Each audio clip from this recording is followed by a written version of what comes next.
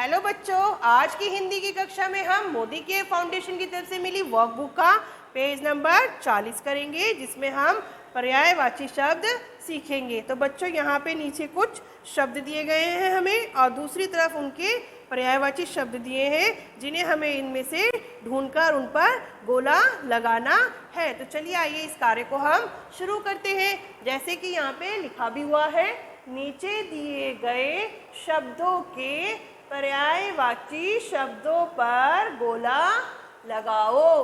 तो यहाँ नीचे हमें कुछ शब्द दिए गए हैं और दूसरी तरफ उनके पर्यायवाची शब्द हैं। तो हमें इनमें से इन शब्दों के पर्यायवाची शब्दों को ढूंढकर उस पर गोला लगाना है। तो बच्चों, पर्यायवाची शब्द को हम समानार्थी शब्द भी कहते हैं, कि जो शब्द हमें यहाँ दिया है उसके जैसा समान अर्थ बताने वाला शब्द यहाँ पर और कौन से हैं। तो जैसे पहला शब्द है हमारा नेत्र। क्या दिया है? नेत्र। तो नेत्र का पर्यायवाची हम यहाँ ढूंढेंगे, पढ़ते हैं इसको। जैसे यहाँ लिखा है आँख, नयन और दूध। तो नेत्र का बच्चों पर्यायवाची शब्द एक तो हुआ आँख। नेत्र को हम और क्या बोलते हैं? आँख, और बोलते हैं नयन। तो इस तरह नेत्र का पर्यायवाची एक शब्द हुआ आँख और दूसरा नयन। तो दो शब्द हमें यहाँ पे मिले, तो हम इन दोनों शब्दों पे गोला लगाएंगे, आँख और नयन। इसी तरह आगे देखते हैं, दूसरा शब्द है पुत्र। क्या दिया है? पुत्र। इसके पर्यायवाची ढूंढते हैं। यहाँ दिया है बेटी, बेटा और सुत। तो बच्चों, पुत्र का पर्यायवाची शब्द होता है बेटा। क्या होता है?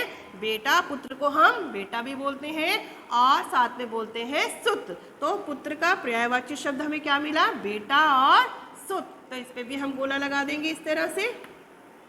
आगे देखते क्या है। तीसरा शब्द हमें दिया है रात्रि। क्या दिया है? रात्रि। तो रात्रि का समानार्थी शब्द ढूंढते हैं। क्या है? यहाँ लिखा है निशा, भूमि, रात। क्या दिया है? निशा, भूमि, रात। तो बच्चों, रात्रि का समानार्थी शब्द पर्यायवाची शब्द एक हुआ निशा, और रात्रि को हम रात भी कहते हैं। तो ये एक शब्द हमें यहाँ मिला।